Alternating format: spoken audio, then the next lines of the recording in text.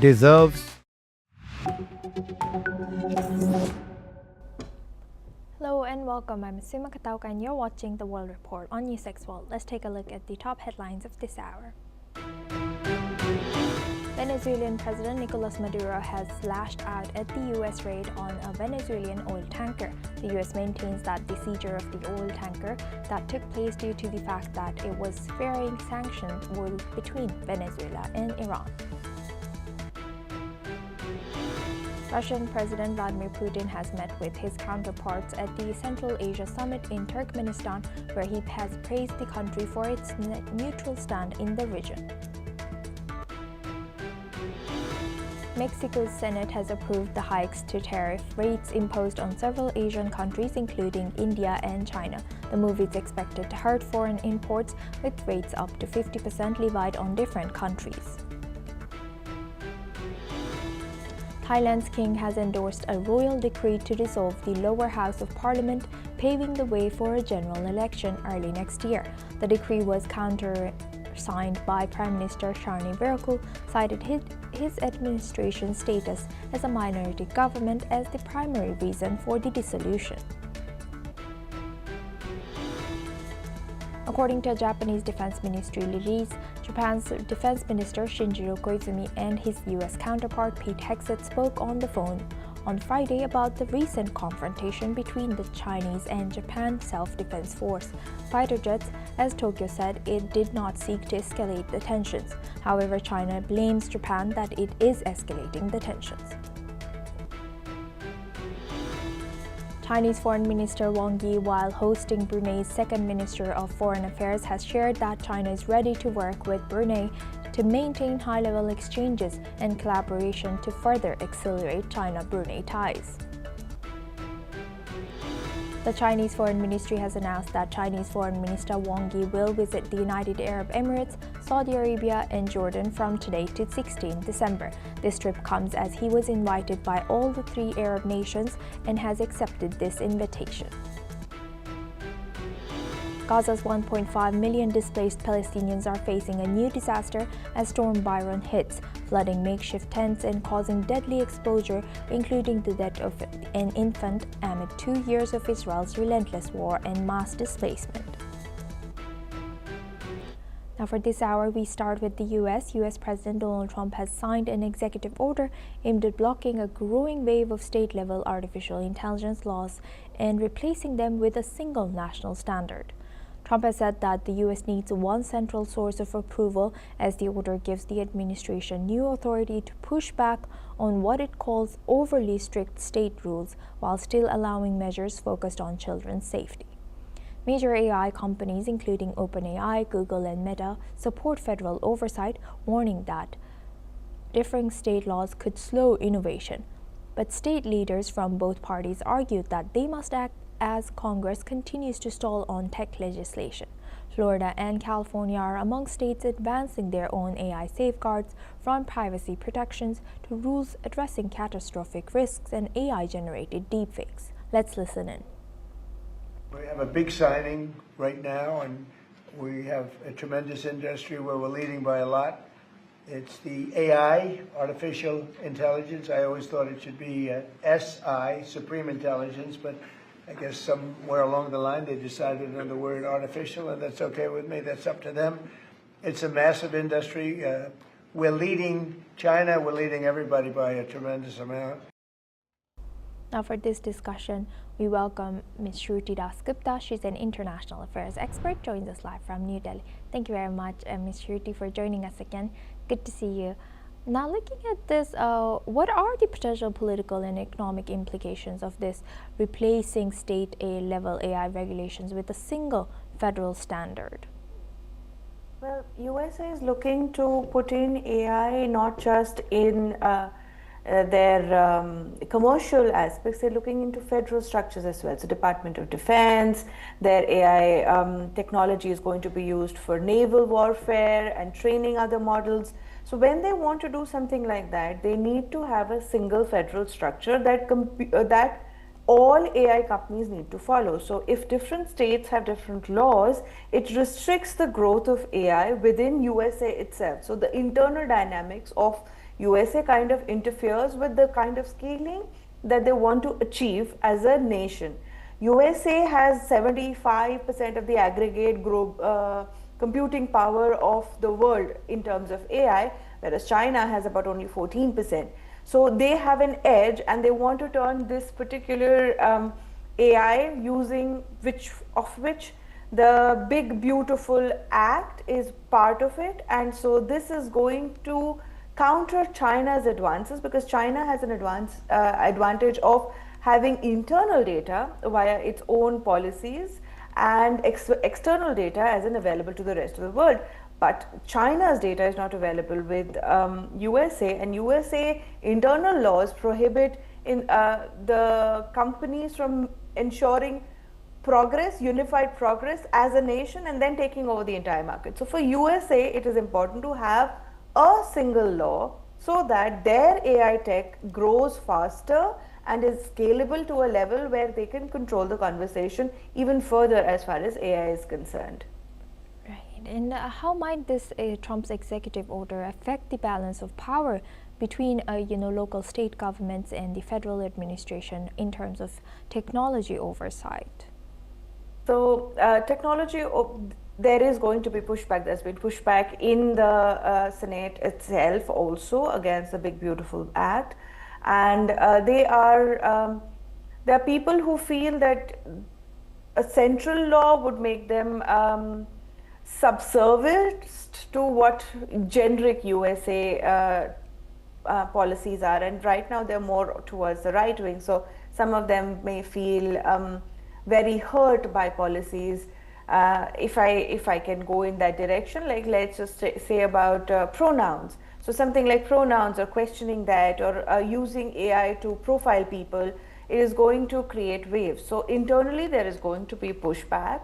I believe they've put a task force to look at states that push back against this particular generic laws and are hampering the growth of AI industry in USA. So this is USA's new trump card. It has always been tech for a very long time now, since the IT boom, and they cannot afford to lose this edge that they have in the market. You have to understand that currently it's a 160 billion market share that they hold. This is a giant market, and it's predicted to be 800 billion market globally by 2029. So if USA wants to keep its market share, not just in terms of aggregate scalability and computing power, but also in terms of the tech advantage that they have in it, they would need a very strong law to protect the AI companies that are going to be part of this particular development. People feel that this is Trump bowing down to technocrats and CEOs rather than protecting the people. But as a nationwide policy, it does seem to have its particular merits. And Ms. Shruti, lastly, what do you think? How should US now balance national AI standard to foster innovation while adequately addressing all the concerns? So the AI market is not restricted to USA. AI is available in EU, UK, India, Asia, China. It's a worldwide market. Each nation has its own set of rules, and these AI companies are expected to bow to those rules that each particular nation puts forth.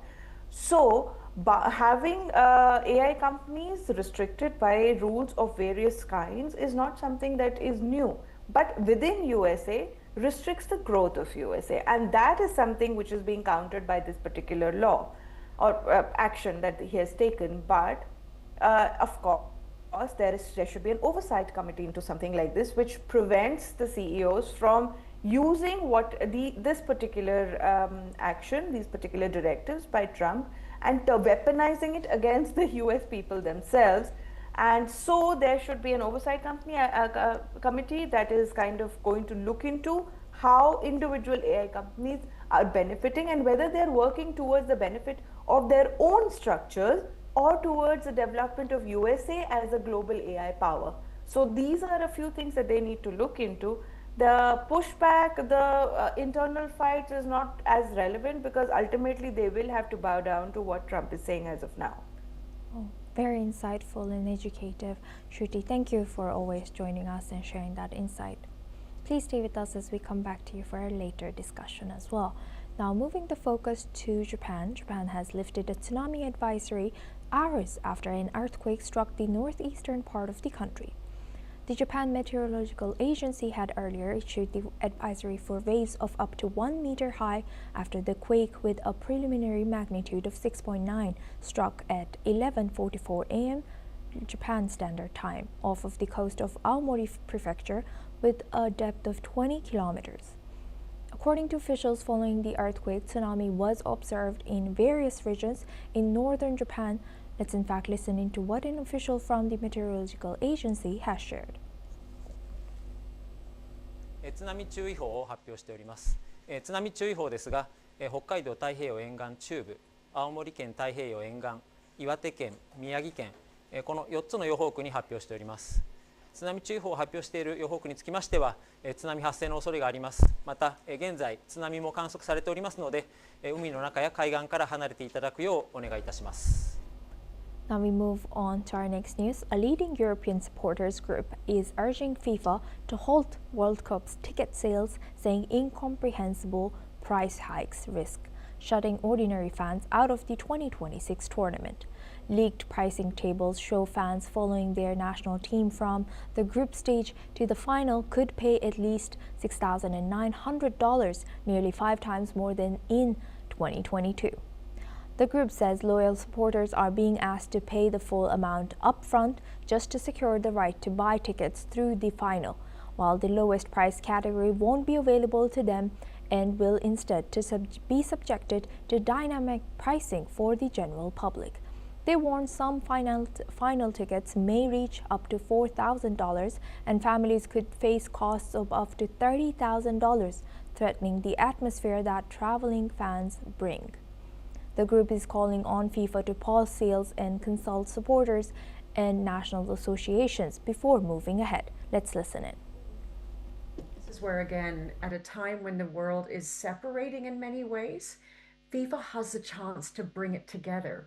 But when it comes to ticket prices, this is when financially it distinctly separates. And that's where, sadly, with FIFA releasing the tickets and the ticketing levels, there is a high degree of financial discrimination that people are feeling because it's just inaccessible. And that's not the point of the games. Now for this discussion, we welcome Mr. Tos Riswi. He's a senior sports journalist, joins us live from New Delhi. Thank you very much, Mr. Tos, for joining us. Welcome to NewsX World. Now, what more can you tell us about this ongoing situation with FIFA?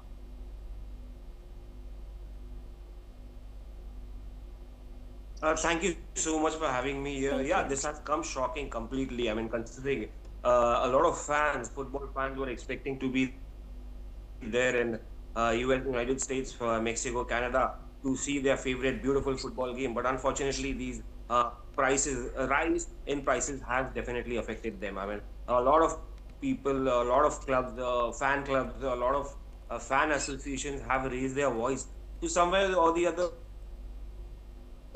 Skyrocketing ticket prices have disturbed them, and they might start thinking exactly what to do now, whether to go out. But yeah, definitely they have raised their voice, their concerns, and FIFA. Now the ball is into the court of FIFA, whether they'll take some action or no. Otherwise, there was a promise in 2018 build document where they had promised as low as $21 to be, the ticket prices would be available at that rate. Coming with the lowest category, the final costing could have been $2,242.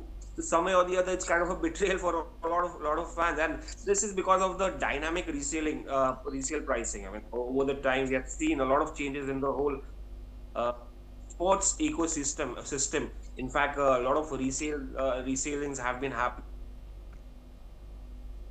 It's about sport, it's about other products as well. Resale has become a trend. So the fans buy their tickets and then they sell it at a higher prices. Apart from that, now FIFA has started using dynamic pricing where where the tickets could go, the pricing could go up depending on the demand. So it's quite difficult for a common fan or a common man from the world to buy those tickets and then bear the cost of traveling all the way to US and Mexico and Canada and the staying over there. Obviously, the ticket, the staying wouldn't be as cheap, wouldn't be cheaper when the World Cup is around, when the teams are playing.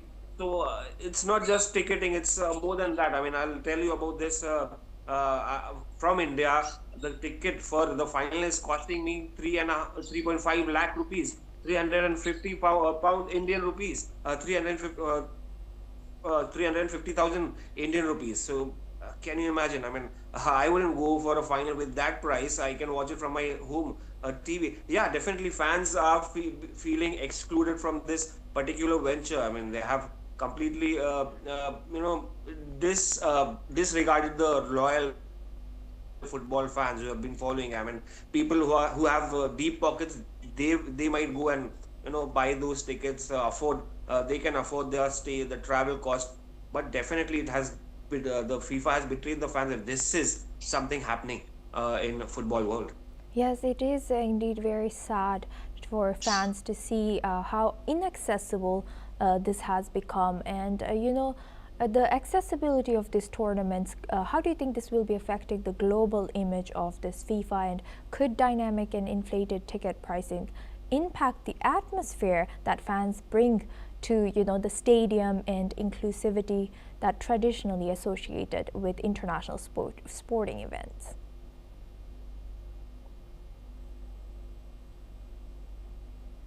It's a beautiful game. It's followed by in huge numbers. I mean, I come from a cricketing nation where cricket is big, but football is as big. You talk about the northeastern cities, you talk about the rural areas in India, a lot of fans have been following football, and they have been playing on the streets. And it's not just gully cricket that we talk about, it's gully football as well. You can check out Indian streets where a lot of fans are playing when wearing those Messi and the Ronaldo jerseys. And this is the last World Cup could be the last World Cup of Messi and Ronaldo. So they will be looking forward to it. And people who can afford a little bit, who want to go out there to watch the matches. And I'm not just talking about India, I'm talking about the whole world. It's the common man which follows the game. And which is one of the reasons why this is such a big sport. And if they are betrayed by FIFA like this with dynamic pricing, reselling, I mean, look at the Qatar tickets. They were as low as $21 in the in the last World Cup. So now imagine from 21 to the highest price. It's so betrayed. I mean, they are feeling betrayed completely. It's unimaginable, unbelievable. So I think, yeah, definitely it's going to disturb the atmosphere in the footballing world. But FIFA has to do something to get the fans back. Because if you are dismissing the fans like this, the loyal fans like this, then I'm sure they will be disappointed, and it could affect them in future. Yes, indeed. With that, I would like to thank Mr. Taus Rizvi for joining us today as a senior sports journalist and sharing that insight with us on NewsX World. Thank you very much. Now we move the focus on to our next news. Turkmenistan President Serdar Berdimuhamedov has welcomed leaders from Russia, Turkey, Iran, and other nations for the International Peace and Security Forum in Ashgabat. The event celebrates the 30th anniversary of Turkmenistan's neutrality. Russian President Vladimir Putin, Turkish President Recep Tayyip Erdogan, and Berdimuhamedov laid flowers at the Monument of Neutrality ahead of the forum. Iranian President Masoud Pezeshkian and other Central Asian leaders also have attended. The forum includes expected bilateral talks, notably between Putin and Erdogan, and discussions between Putin and Pezeshkian as well. This event emphasizes Turkmenistan's commitment to neutrality, a cornerstone of its foreign policy since independence. Now for this discussion, we welcome back Ms. Shruti Das Gupta. She's an international affairs expert, joins us live from New Delhi. Thank you very much, Shruti, for staying with us. Now looking at this, how is this calculated, or how significant is this Turkmenistan's neutrality, and how does this has shaped its role in regional diplomacy, looking at who's attending this discussions that's ongoing now? Greetings, Asuma. Thank Greetings. you so much. Thank you. What I understand is that Turkmenistan is in the same position, let's just say geographically and geopolitically, as Afghanistan. But in 1991, in the Central Com of USA, while in Central Asia for the rest of us, it chose, after its independence in 1991, in 1995 it chose to become positively neutral, not just neutral, so positively neutral. Now what does that mean? It means that Turkmenistan has allowed its land for peace talks, for negotiations. It has refrained from joining any particular military bloc. It does not support any kind of actions. It shares borders with Iran, China. It has a proximity to China, Russia. So it's very strategically located, just like Afghanistan I mentioned earlier, but it has refused to play into the hands of geopolitical actors and has maintained positive neutrality, as in it is willing to be the place where all people of no matter which faction they are leaning into, who is the controlling global power that is a part of that faction, they are welcome, but none of them are allowed to control the politics or use the land of Turkmenistan for their own political gain. How it has helped Turkmenistan? It has helped Turkmenistan maintain, have control of its own autonomy. Like, for example, again, I reach back to Afghanistan, which is now under Taliban. It is war-ridden, it is struggling, its economy has seen so much upheaval, regime changes that it has gone through, just so that a nation that is close to both Iran, China and Russia is under US control for some time. So this particular pull and push between global powers has been avoided very effectively by Turkmenistan. It does not vote on any conflict related resolutions that come in UN. It helps it be a positive power while ensuring that it is never ever used as a reason for, or even its people are subjected to the as I said, the pull and push of power. It is good that they are celebrating this, because as you've seen now, China is part of this, Turkey is part of this, Azerbaijan has come there. Yeah, I'm sure an Iranian representative will also be there. Putin is there. So these people appreciate a nation that has refused to play into the global power dynamics. It is refusing its land, its people, its resources to anyone, not just Russia or not just USA. So Russia has, had tried to include it into its own military alliance. It refused. It refused to join SCO with China. So its neutrality is its own positive message, not just to all the global powers, but to the whole world, that this is how you progress. Focus inwards and not be part of whatever is the puppet show that is happening in the name of power in the world. Thank you for highlighting that. And building on that, Ms. Shruti, so what are the risks and benefits that are involved when Turkmenistan has been neutral for such a long time, over 3 decades now? So the risks, let's highlight those first. Because it is not aligned with any power, it does not have a power bloc backing it. So in case there is somebody trying to stir trouble inside the politics of Turkmenistan, then it will have nobody to go through. So this is a non-aligned version without actually having any power to protect itself from global mischief makers. We've seen regime changes, we've known how they happen. If in case a nation is becoming very powerful or has resources that can be competed for, it tends to attract global attention. So if Turkmenistan finds itself backed into a corner, there may not be an option for it to go to. The positives is that it focuses only on the development of itself. It allows, like when USA and Afghanistan were fighting off with the Taliban, it allowed its railways and its airspace to be used for non-lethal transport. That means it allowed people-to-people connections to build, not the race of arms, not the supply of arms. It helps, it is part of the economic development of the world. It allows flow of material through it, which is very crucial regarding its geopolitical position, but it does not allow military aid or military establishment of bases, and that helps it ensure that global powers are kept at bay. But for how long is something that everybody is questioning, because in an increasing world which is increasingly polarized, where the powers that be are still struggling to gain foothold again, there is no stability, there are wars happening around, not just in the far off Europe, but in very near, like with Pakistan and India, there's a war that was happening, and there are tensions rising in the eastern side of the world. So we can see that the world is getting increasingly polarized, and it may be pushed to pick a side sometime soon. And when it does, then this neutrality collapses. So hence the celebration of 30 years shows that Turkmenistan understands that it needs to stay neutral, probably more than what Switzerland did.